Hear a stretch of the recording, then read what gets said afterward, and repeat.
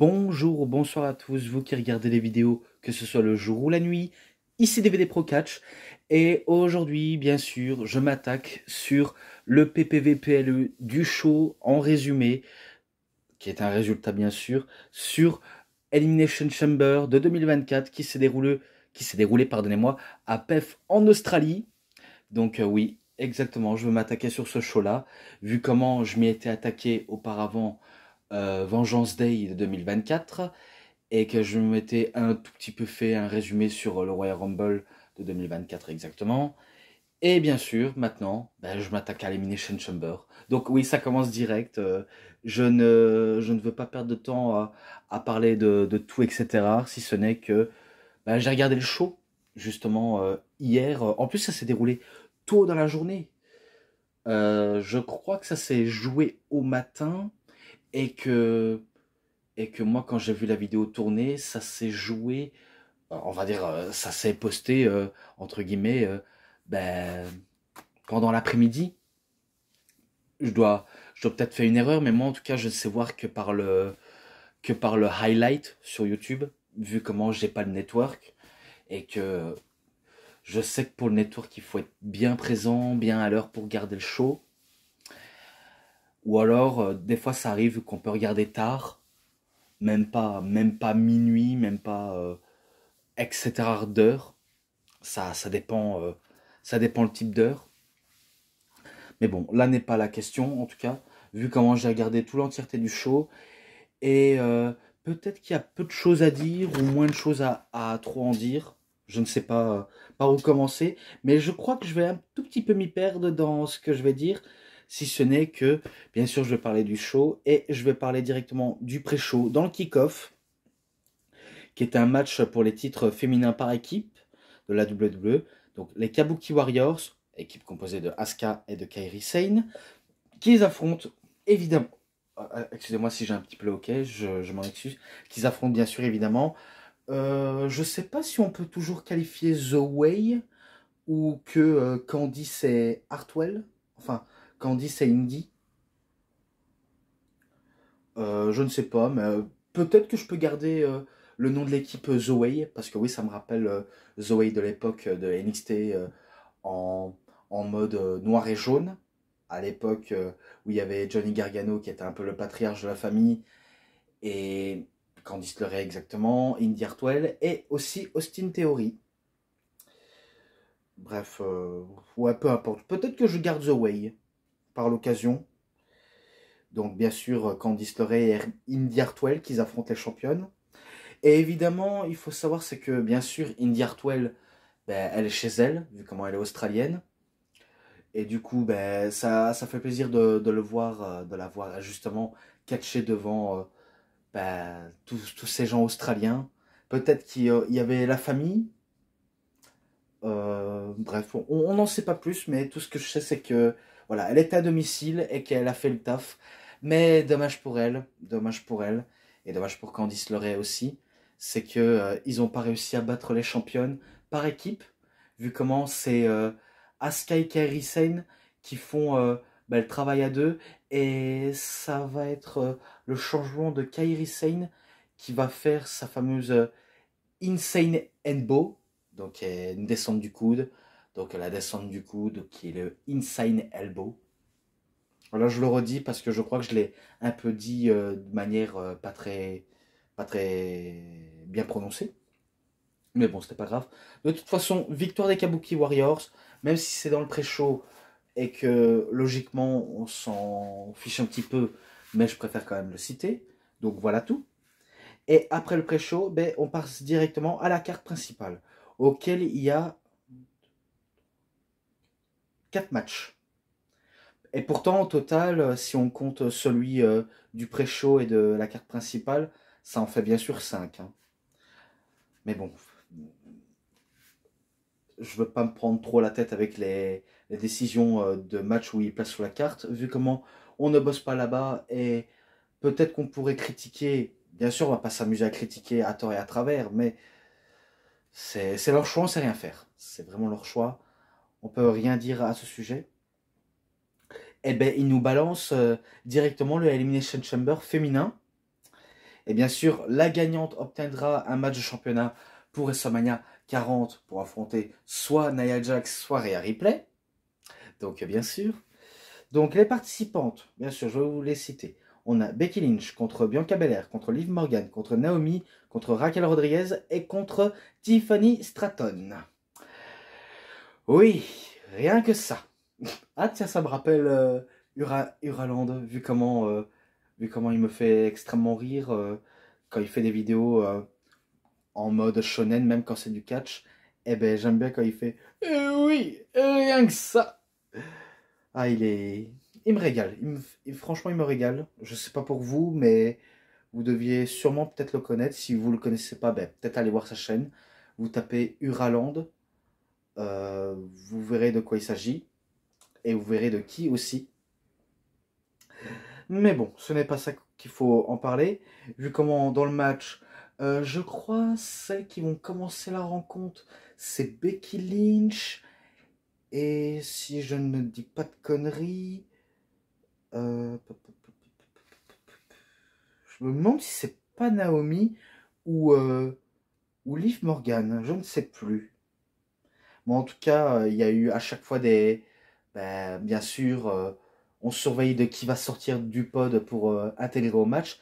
Et ce qu'on peut remarquer, c'est dans l'illustration, notamment, on voit par les caméras qu'il y a les catcheuses qui sont dans le pod, mais aussi avec leur profil, leur photo de profil. Donc ils ont ajouté cette fameuse illustration ben, assez innovateur, mais bon, c'est pas comme si c'était nouveau. Et ben après, il y a eu des enchaînements d'arrivées. Je crois que celle qui a été arrivée, c'était Tiffany Stratton, et que je crois qu'elle était un peu appréciée par le public australien, et que c'est elle qui a fait dégager Naomi. Je dis ça si je dis pas de bêtises, hein. C'est soit Tiffany Stratton, soit Liv Morgan. Mais tout ce que je sais, c'est que la pauvre Naomi n'a pas eu le temps de briller dans le match, vu comment bah, elle s'est fait rapidement éliminer. Est-ce qu'elle est peut-être pas au top de sa forme, ou alors ça a été décidé comme ça à la va-vite? Je préfère même pas savoir. Honnêtement, je préfère même pas savoir pour éviter qu'on se prend la tête. Mais elle s'est fait éliminer. Après, ça a enchaîné des grosses prises, des gros moments.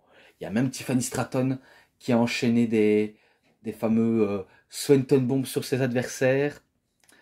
Même si elle a voulu tenter son fameux BME. Donc, à l'instar de Christopher Daniels, elle enchaîne The Best Moonsault Ever. Donc, l'un des meilleurs moonsaults à, allez, comment dire, à en épater plus d'un. Vraiment, elle a vraiment ben, le moonsault à la Christopher Daniels. Et que je crois qu'elle a enchaîné, mais je sais pas si elle a éliminé, si elle a éliminé Naomi, mais d'autres personnes, je ne pense pas. Après, il y a eu l'entrée de Raquel Rodriguez, de Bianca Belair, et ainsi de suite. Je crois que Bianca Belair, elle élimine Raquel Rodriguez en faisant son fameux euh, TKO, son fameux TKO, je crois. Ouais, on va dire ça comme ça. Reverse TKO. Et, et après, je crois que Liv Morgan élimine Tiffany Stratton avec son Oblivion, jusqu'à ce que ça se reste entre Becky Lynch, Bianca Belair et Liv Morgan, auquel ben, l'un des deux pourrait remporter le Chamber. Et tout ce que je sais, c'est qu'au moment où Bianca ne s'attendait pas, eh ben, elle se fait prendre en roll-up de la part de Liv Morgan. Et Becky Lynch, de manière opportuniste, va enchaîner avec son Man of Slam, son Uranagi, Rock Bottom, ce que vous voulez, pour la victoire. Donc elle a été opportuniste, elle a battu Liv Morgan, elle a battu Bianca Belair, elle a battu Naomi, elle a battu Raquel Rodriguez, elle a battu Tiffany Stratton. Voilà. Donc c'est elle qui va affronter Rhea Ripley ou Nia Jax, ça dépend lequel, même si je sais le nom du vainqueur, je ne suis pas bête. Voilà, je préfère garder ce suspense, même si je suis persuadé que vous êtes au courant.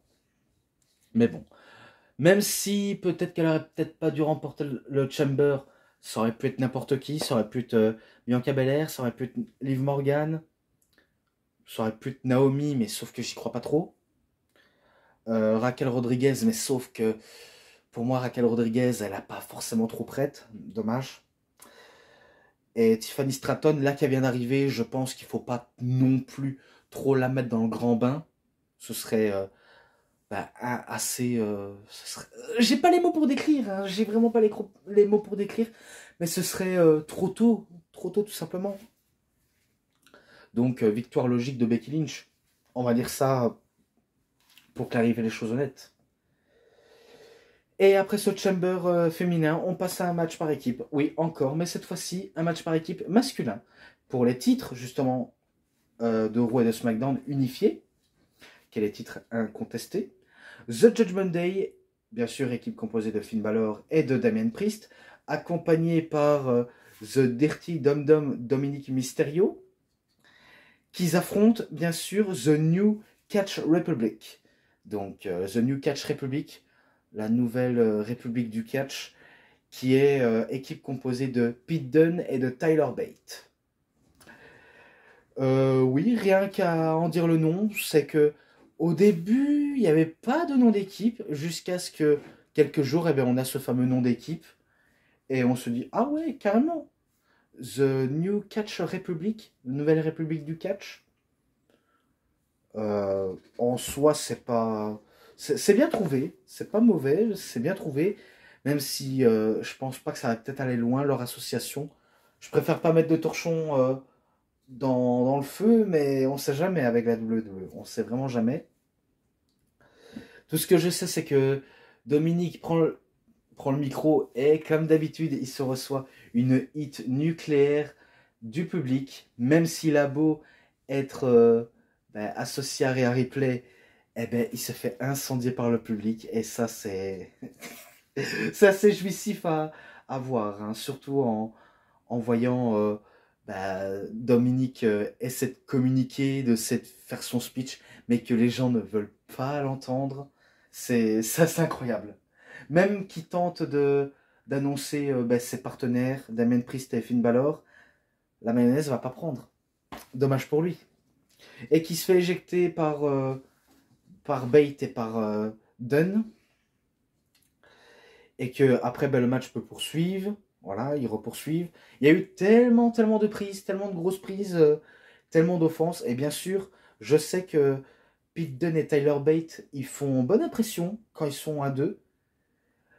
Même si j'avais des doutes sur les noms des vainqueurs, qui est un peu logique, mais il faut quand même une bonne impression, vu comment ils font leur fameux style qui est un peu leur signature move, même si c'est un peu des signatures de catcheur lambda, vaut mieux le faire avec ce qu'on peut, vraiment le faire avec ce qu'on peut. Et pourtant, j'étais persuadé qu'ils allaient créer la surprise, mais rien n'y faire, vraiment rien n'y faire. Il y a même Dominique qui a tenté d'intervenir, et que lorsqu'il est intervenu, Tyler Bate, en véritable poucave, dénonce celui qui commet l'arme du crime, donc qui commet une fraude, bien sûr c'est Dominique.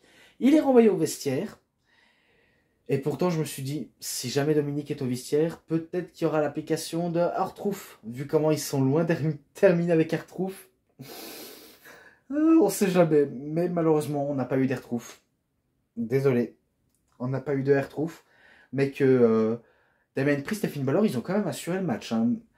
Bon, après, The New Catch Republic, Pete Dunne et Tyler Bate, ils n'ont pas démérité, ils ont brillé du mieux qu'ils peuvent, mais dommage. Dommage, ils ont perdu le match grâce à un double choc slam de la part de Damien Priest et un coup de grâce sur Pete Dunne, et il fait le pin sur Pete Dunne, Finn Balor, pour la victoire, et qui conserve leur titre par équipe. Voilà, tout simplement, victoire logique de The Judgment Day, et je préfère passer à la suite. Et bien sûr, plus que 2 matchs après, c'est terminé. Donc maintenant, attendez. Oui, je sais qu'il y a 2 matchs, mais je pourrais passer aussi au fameux Grayson Waller Effect, vu comment j'ai un petit peu le temps pour décrire. Alors, oui, allez, on va dire, je vais passer au Grayson Waller Effect. On a eu les invités surprises. Les invités surprises. on a eu les invités Seth freaking Rollins, donc Seth Rollins, et The American Nightmare Cody Rhodes, qui font leur entrée séparément, et qui sont invités au Grayson Waller Effect, auquel ils vont parler de toutes choses, que ça implique pour Cody Rhodes avec la Bloodline, et pour Seth Rollins, de qui pourrait affronter potentiellement celui qui remporterait le Chamber. Bien sûr, Rollins, lui s'en fiche l'identité du vainqueur, du fait qu'il l'affronte à WrestleMania et que c'est plus important pour lui. Que ce soit Drew McIntyre, que ce soit Logan Paul, que ce soit Kevin Owens, que ce soit Bobby Lashley, que ce soit LA Knight, que ce soit Randy Orton. Et j'espère que je n'oublie personne, parce que normalement j'ai déjà tout cité. Mais bon, bref, vous avez compris. Voilà, tout le monde y passe. Il les a cités un à un. Et que, voilà, lui s'en fiche de l'identité du vainqueur, du fait qu'il les affronte. Et qu'il nous rapporte la bonne nouvelle, c'est que il aura le faveur des médecins pour autoriser à catcher. Vu comment il a dû se retirer pour problème de genou. Donc il s'est sûrement tordu le genou et que c'est un peu risqué de le faire catcher. Eh ben, je crois en à peine 2 mois, je crois qu'il arrive à se remettre rapidement sur pied. Et que c'est assez énorme hein, de la part de Rollins d'avoir le courage de se remettre très rapidement d'une blessure au genou. Donc ça, c'était cette fameuse annonce. Et pour Cody Rhodes, je crois que Grayson Waller a dû un peu dire les fameux propos de Roman Reigns, vu comment je me rappelle lors du dernier SmackDown que il a été convoqué dans ce fameux domaine, dans la loge de Roman Reigns, auquel ils ont dû expliquer des trucs, mais qu'on ne les a pas vus ni entendu parler de trucs, vu comment la caméra s'est coupée au moment où les deux allaient commencer à parler. Et tout ce que je sais, c'est que Grayson Waller va balancer l'information, ce que Roman Reigns a sûrement dit, vu comment on devait avoir ce fameux Dream Match entre The Rock et Roman Reigns, qui a été malheureusement été volé par Cody Rhodes. Voilà. Maintenant, on fait passer Cody Rhodes pour le méchant. Bien sûr, ça fait partie du truc. Le heel va être un peu mauvais joueur. Il va, on va dire, nous contourner nos fameux propos par véritable injustice. Et bien sûr, le face va bien sûr rétorquer en disant que c'est de la bullshit. Vu comment il va pas se laisser berner par les propos de Grayson Waller, de ce que Roman Reigns lui a dit. Car il est loin d'être bête. Et que Grayson Waller dit que ça fait quoi d'être le plus gros égoïste. Et que Cody, lui, il tente de se défendre en se disant écoutez, moi je suis un grand fan de The Rock. Hein. J'étais un plus grand fan de The Rock. Et que je reconnais que ça a été un très grand catcheur et un énorme champion du peuple. Mais un champion du peuple qui n'a plus été là depuis plus de 7-8 ans. Entre guillemets, j'exagère, mais on va dire ça comme ça. Donc un catcheur qui n'a jamais été présent, qui a toujours préféré faire des rôles au cinéma. Et que bien sûr, il est revenu sur la gimmick de Hollywood un peu envieux, mais aussi surtout jouissif à voir. Et c'est vrai quand on se pose la question que la discussion qu'ils ont eue entre Cody Rhodes et The Rock, c'est vrai qu'on la connaît pas, mais on va peut-être pas tarder à savoir. Pour l'instant, on ne sait pas si c'est un jeu ou juste un affront, mais assez curieux, très assez curieux, vu comment on ne sait pas ce qu'ils s'y sont dit, et peut-être qu'on le saura jamais. Peut-être au jour J, mais je préfère même pas trop en dire, mais bon. On a beau avoir des arguments, même MDX a tenté d'avoir des arguments. J'étais un peu exigeant, un peu anxieux de savoir si c'est vrai ou si c'est faux. Mais après, une partie de moi dit non, garde la surprise, fais comme si de rien n'était, fais comme si tu savais pas. Voilà, tu ne sais rien.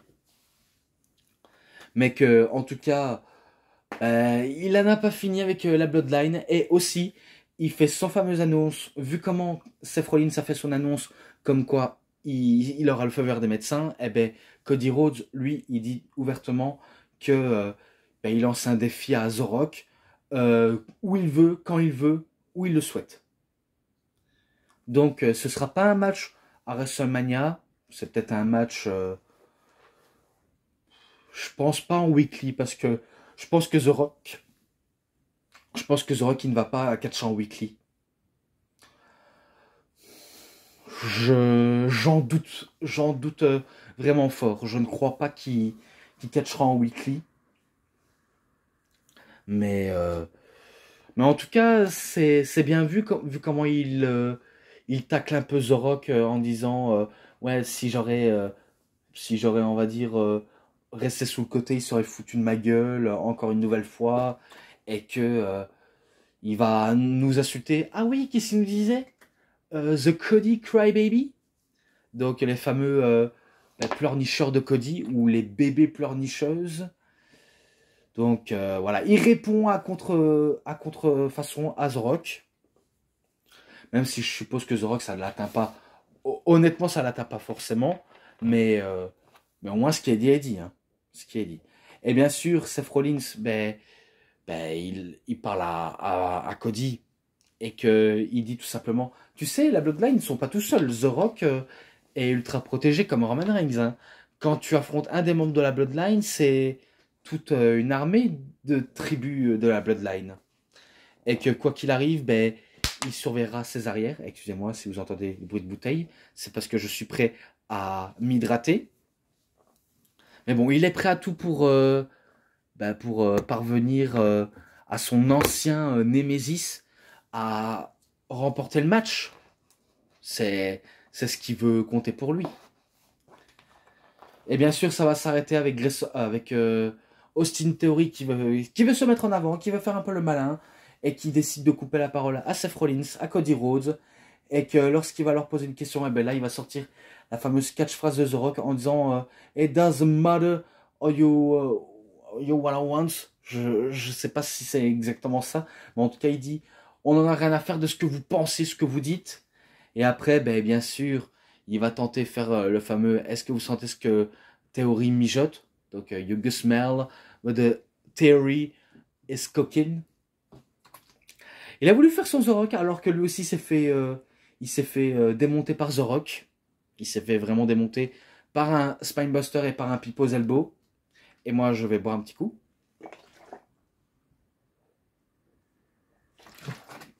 Et entre-temps, il se fait allumer par Cody Rhodes et par Seth Rollins. Un Cody Cutter, il passe par-dessus la troisième corde. Et bien sûr, Grayson Waller ne veut pas se mouiller, vu comment il veut pas avoir de problème avec, excusez-moi, avec Cody et SF. Et ce segment s'arrête ici. Et maintenant, maintenant, on va passer plus qu'au deuxième match après c'est terminé, comme j'ai dit. Mais un Elimination Chamber masculin. Et dans l'Elimination Chamber masculin, on a bien sûr Drew McIntyre contre Randy Orton, contre Logan Paul, contre Kevin Owens, contre Bobby Lashley, contre LA Knight. Et je crois que c'est tout. J'ai fait le tour de là. Un match assez intense. Je vais pas vous le mentir, c'était assez intense. Et qu'on a eu tellement de personnes qui sont sorties du pod, un peu comme avec le féminin, que ça va être dur à tout suivre. Ça va être vraiment dur à suivre. Mais je crois que le premier à se faire éliminer, c'est... je sais pas si c'est Bobby Lashley, vu comment Bobby Lashley vend une blessure au coude qu'il a subi face à Karrion Kross lors d'un match entre les Street Profits contre The AOP. Mais en tout cas, il était blessé au niveau du coude et que lorsqu'il s'est pris un Claymore Kick de la part de Drew McIntyre et qu'il s'est fait éliminer, alors que tout le monde était déjà sorti du pod, il va prendre son temps, il va vendre comme pas possible sa blessure et que la cage va être grande ouverte et c'est à ce moment-là où AJ Styles va attaquer LA Knight alors que LA Knight était sur le point d'éliminer Drew McIntyre ou Logan Paul, peu importe lequel des participants. Et ben AJ Styles l'attaque avec une chaise, il commence à le marteler. Donc ça y est, c'est officiel. AJ Styles est devenu heel.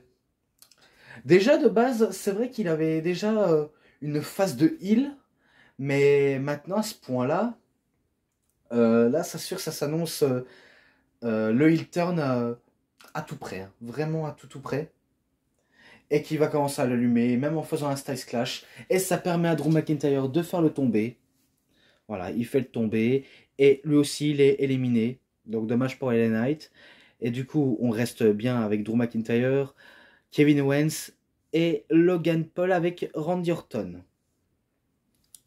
Je crois qu'il va y avoir beaucoup de prises, beaucoup d'offenses, beaucoup de prises de risques aussi, que ce soit entre Kevin Owens ou Logan Paul. Et pourtant, je sais que Kevin Owens va se faire éliminer par un RKO de la part de Randy Orton. Et bien sûr, Randy Orton, il va vendre sa blessure au dos, vu comment on dit qu'il n'est pas forcément guéri de sa blessure. Donc, il va vendre comme pas possible. Alors que Logan Paul, ben, il tente d'utiliser ben, une tactique surnoise, même en sortant son fameux coup de poing américain, auquel il va sortir de son slip. De toute façon, c'est légal, vu comment il n'y a pas de disqualification. Mais bien sûr, il va prendre trop de temps, il va le mettre autour de son poids, enfin autour de son poing, pardonnez-moi. Il va commencer à lui faire un bisou, l'air de faire rappeler que son poing, qui a des plaques de métal sur ses tiges des doigts, de sa main, est une arme. Pareil pour le coup de poing américain, donc ça fait de l'acier surpuissant. Donc, pour faire appel, le Lucky Punch, et que là, il va commencer à faire un mouvement de bras comme s'il faisait, comme s'il faisait la locomotive. Vous voyez, ce fameux tchou, tchou, tchou. Et qu'après, il commence à faire une grimace, et c'est là où il a pris trop de temps. Il se mange un RKO de la part de Randy Orton. Il se fait éliminer. Et là, bien sûr, en finale, on a Randy Orton et Drew McIntyre. Et là, bah, ça va être un combat acharné entre les deux hommes. Ça va vraiment être un combat acharné. Et que, mine de rien, Logan Paul n'avait pas encore sorti de la cage. Donc il se fait discret pendant que les deux se battent. Mais au moment où Randy Orton était prêt à en finir et de faire son fameux RKO, eh ben Logan Paul, il sort de nulle part. Il fout son fameux Lucky Punch dans la gueule de Randy Orton. Et ça permet à Drew McIntyre, qui était déjà KO, de tout simplement se coucher vers Randy Orton et de faire le tomber pour la victoire. Tout simplement. Donc, bien sûr, c'est logique. C'est lui qui va affronter Seth Rollins, vu comment il en profite que CM Punk n'est pas là. Et que c'est lui qui va savourer le moment, c'est lui qui va tout rafler. Donc, il veut avoir son main event de la nuit 1 face à Seth Rollins. Mais attendons voir si on va avoir ce fameux main event de la nuit 1. Pour de vrai, bien sûr, parce que on ne sait pas avec la WWE, on n'en sait pas plus que ça. Mais en tout cas, ce qui est sûr, c'est victoire de Drew McIntyre. Voilà, fin d'histoire. Et maintenant, on passe au main event, qui est le vrai main event, en tout cas. Bien sûr, c'est un match pour le titre du monde féminin. Et c'est détenu par Rhea Ripley contre Nia Jax. Alors, ce que je vais en penser, au début, la rivalité, je n'en pensais pas plus que ça à aimer. Car au contraire, je trouvais ça un peu niais. Je trouvais ça bah, pas forcément à mon goût. C'était pas forcément ma tasse de thé.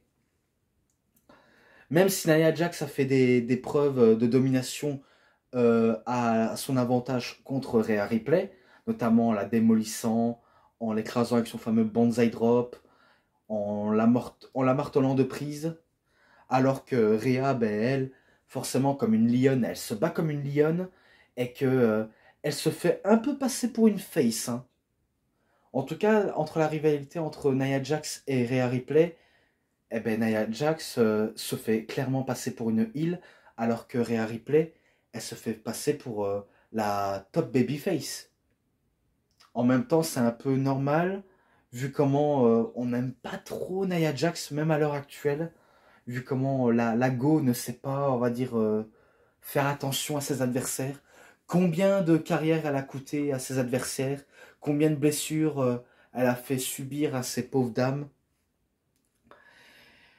Oh là là, c'est vrai que c'est une catastrophe Nia Jax. Pourtant, j'ai rien contre Nia Jax. Je vous le dis, je vous le répète, je n'ai rien contre Nia Jax. C'est pas parce qu'elle est grosse, c'est pas parce qu'elle a tous les défauts du monde. Non, c'est pas du tout ça. C'est vrai que, on va pas se mentir, son corps ne matche pas avec sa tête, même si je reconnais qu'elle a un si beau visage. Je vais pas le nier que c'est une très belle femme, malgré qu'elle a pas un corps parfaitement bien adapté, bien visualisé pour tout le monde. Mais bon, ce n'est pas grave, ce n'est vraiment pas grave. Mais le problème avec elle, c'est que ben, elle est dangereuse, quoi. Elle fait pas attention. Elle fait style, j'en ai rien à foutre de la santé des stars, alors que c'est important de protéger la santé. Bien sûr, il faut apporter de réaliste, parce que c'est vrai que Nia Jax, quand elle se présente comme une menace très dominante, très forte, on peut y croire, mais quand on commence à trop y croire et que elle commence à rapidement à partir en sucette, notamment en blessant ses adversaires, ah ça va pas, ça ne va pas du tout.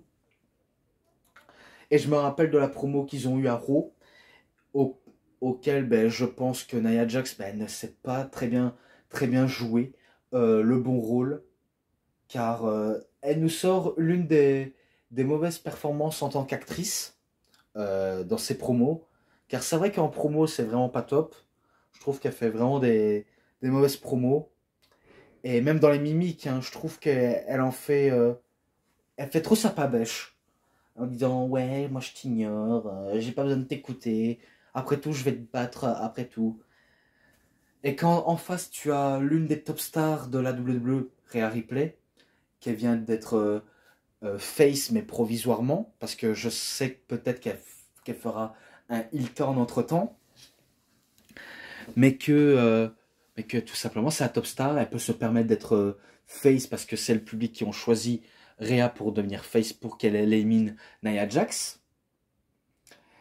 Et que par la qualité de promo, bien sûr, Rhea Ripley la démonte, l'a carrément démonté, parce que ça se voyait de la promo d'Euro, tellement qu'elle a fixé la caméra de manière malaisante, on dirait un bulldog qui est prêt à, à aboyer, à attaquer à tout moment, parce qu'elle n'est pas forcément contente des propos qu'a sorti Mommy. Et on se dit, mais what? What? Ça veut dire quoi ça? Tu réagis pas? T'as pas d'autres questions à dire? Eh ben non, bah, aucune réponse de sa part. Et après, voilà la conférence de presse de Elimination Chamber, auquel, ben, encore une fois, Rhea Ripley va la démonter. Parce qu'elle est chez elle, c'est la top face quand elle est chez elle, quand elle est dans sa ville. Enfin, je sais pas si c'était sa ville, mais en tout cas, elle est dans son pays. Elle est avec ses voisins, ses amis, sa famille, euh, ses, ses fans, ses profs, ce que vous voulez. Même ses ex-petites amies s'il le faut. Mais bref, elle a quasiment démonté Nia Jax. Et, euh, et quand elle est chez elle, c'est sûr, elle est en roue libre, hein. Elle est en totale liberté, elle est en totale confiance, pure et simple et dure. C'est lunaire à la fois, mais c'est drôle. C'est vraiment drôle. Donc je comprends que Réa, elle est fière d'être rentrée au pays, vu comment on dirait une enfant qui est fière de faire sa communion, ou, ou d'enterrer sa vie de jeune fille en se mariant, ce que vous voulez, bref. C'est... Ça, c'est... Il y a tellement de choses à dire, hein, tellement de choses à dire, mais auxquelles on peut pas nier. C'est vrai qu'elle dégage du star power, hein. Mais dans ses faciès, elle tire l'une de ses gueules comme pas possible. Quand elle sent qu'elle est désespérée, eh ben, elle fait une tête de désespérée. Quand elle souffre, eh ben, elle fait une tête de quelqu'un qui souffre. Mais quand elle fait la méchante, elle fait la tête de quelqu'un qui est très très méchante. Et c'est incroyable. C'est incroyable. Rhea Ripley, il n'y a pas à dire. Elle joue parfaitement son rôle. Que Nia Jax, qui est pourri. Le jeu de rôle Nia Jax, totalement pourri. Donc, dans le match, il y a eu une phase de domination de la part de Rhea Ripley. Mais bien sûr, la heel du moment, la catcheuse la plus détestée du roster, on va dire ça entre guillemets, ben, elle revient en force, elle commence à martyriser Rhea Ripley. Elle va la martyriser, elle va la martyriser. Et t'as Rhea Ripley qui est celle comme pas possible. Elle, elle a mal, elle en souffre, elle en chie, elle subit des prises de Nia Jax. Parce que les coups de Nia Jax sont douloureux, elles font mal. Bon, après, ça l'empêche pas de revenir à chaque instant dans le match. Hein. Vraiment, à chaque instant, elle revient, elle en subit, mais elle en revient. Et après, s'ensuit à l'extérieur du ring, auquel ben, Nia Jax va faire un Samoan Drop. Et elle va commencer à faire un splash où elle va monter sur une chaise de bureau. Alors que j'aurais préféré qu'elle monte sur une barricade pour effectuer son mouvement. Mais vu comment elle a peut-être forcément peur de prendre trop de risques et de se planter, elle a utilisé la chaise. En soi, c'est un peu pourri. Je trouve que c'est un peu pourri son splash. Parce que j'aurais bien voulu que ce soit un splash de la barricade. Mais vu comment elle veut pas prendre autant de prises de risques inutiles, bah, elle utilise le côté moins dangereux, mais pas assez impactante. Même si on essaye de nous faire croire que c'est très impressionnant. Même les tables brisées, je ne suis pas surpris en fait. Je ne suis pas surpris quand une table est brisée, car on sait quoi s'attendre avec les tables des commentateurs. Et après, ben, Nia Jax, elle pense pouvoir en avoir fini avec Rhea Ripley. Elle fait son fameux Banzai Drop. Et au moment où elle effectue son Banzai Drop, eh ben, ses mains ont quitté la troisième corde. Et du coup, je crois qu'elle s'écrase de tout son poids sur Rhea Ripley. Et que je me dis, oh putain, mais pourquoi elle fait pas attention? C'est avec des trucs aussi cons qu'on blesse les autres. Eh ben, bien sûr, le public a peur pour leur catcheuse préférée, leur top star du moment, Rhea Ripley, parce qu'elle veut pas que Rhea perde à domicile. Ce serait une humiliation. Donc bien sûr, l'arbitre fait le compte de 3, mais sauf que au moment où il effectue son fameux compte, ouais je disais compte de 3, mais en vérité, Rhea Ripley elle se dégage du compte de 2 quoi. Donc voilà, elle a su se dégager de ce fameux Banzai Drop, et Nia Jax elle est tout étonnée, et aussi un peu écœurée de savoir que Rhea Ripley s'est dégagée du Banzai Drop. Donc, malgré la douleur, malgré que elle, elle s'est mis de tout son poids sur Rhea Ripley, eh ben, The Bloody Mommy Rhea Ripley s'en sort toujours. Elle s'en sort toujours.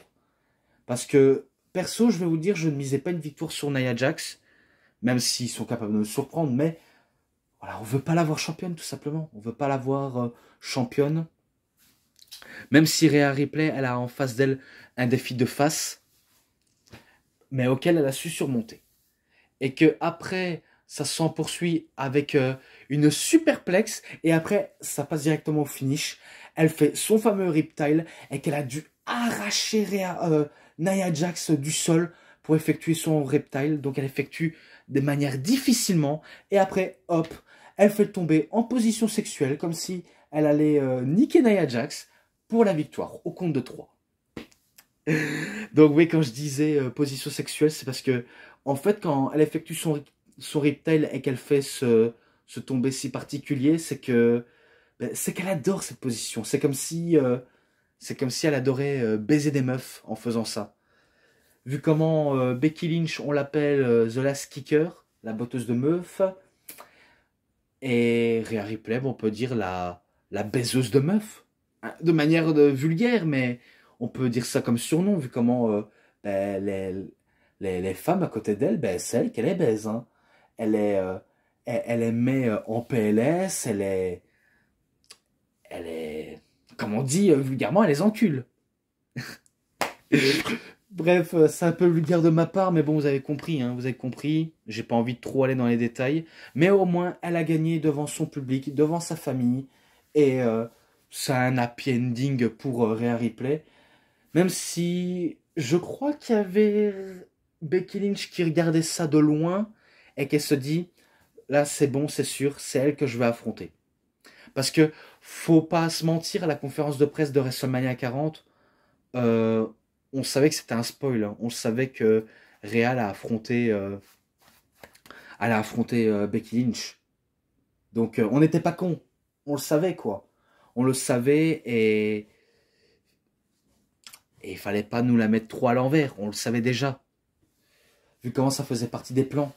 Comme avec Rollins et McIntyre, et comme avec Io Sky et Bayley, et pareil avec Cody Rhodes et Roman Reigns, ou Roman Reigns The Rock. Peu importe. Vraiment, peu importe. Même si j'avais vu les retours comme quoi la plupart étaient déçus de voir comment il y a peu de matchs très flamboyants et que c'est un peu décevant. Euh, je veux pas dire que j'étais déçu. Je veux pas dire que j'étais déçu. Certains peuvent être déçus de ce genre de résultat de qualité de main event, vu comment le main event n'était pas forcément à la hauteur. Mais bon, quand t'as une top star qui remporte à domicile, surtout dans le main event, on devrait être content. Pour moi, je devrais être content. Je n'ai pas à être déçu, je n'ai pas à jalouser. Donc pour moi, c'est un peu logique. Et que pour être déception, il y en a qui peuvent être déçus, d'autres qui se disent ouais, chaud moyen, mais je n'étais pas déçu. Ou alors, il y en a qui vont dire que j'ai adoré parce que c'est Rhea Ripley qui était dans le main event et qu'elle a battu Nia Jax. Et maintenant, j'espère pour Nia Jax que elle doit se retirer pendant quelques temps parce que j'ai pas envie qu'elle blesse d'autres catcheuses. Ah, si seulement elle pouvait s'entraîner un peu plus, surtout pour faire plus minimum attention. Parce que quand on blesse des gens, normalement, c'est le renvoi obligatoire. Mais vu comment on n'est pas cruel, on décide de le garder ou le faire prendre des jours de congé, ça peut durer longtemps. Mais bref, mais bref. Moi, dans mon cas, j'ai un tout petit peu aimé. Je dis pas que j'ai exactement tout aimé du début jusqu'à la fin. J'ai un petit peu aimé, mais je n'irai pas plus loin, tout simplement. Je n'irai pas plus loin, vu comment je devais dire ce que j'avais à dire. Donc voilà. Et maintenant, ben, peut-être que je m'attaquerai sur les DVD des Briscoe, en sachant que je pourrais le terminer, parce que je suis en train de regarder les deux DVD en un coup. Et après, ainsi de suite, ça passera les autres. Ça passera tous les autres. Et pour le 3 mars, bien sûr, je vais regarder AEW Revolution, donc auquel je vais regarder. Est-ce que ça me hype euh, à moitié? Ça me hype à moitié. Voilà, je dis ça personnellement. Mais bon, de toute façon, je regarderai. Et moi, pour l'instant, je conclue cette vidéo. Donc, c'est tout pour cette vidéo. C'était DVD Pro Catch. J'espère que ça vous aura énormément bien plu. Et si vous avez aimé cette vidéo, vous savez ce qu'il vous reste à faire. Likez la vidéo, commentez, partagez, abonnez-vous à ma chaîne et cliquez sur la petite cloche pour avoir plus des notifications et des prochaines vidéos. Et moi, je vous dis bonne journée, bonne soirée à tous. Au revoir tout le monde pour une prochaine vidéo. A plus à tous les fans de catch. Allez, bye bye tout le monde.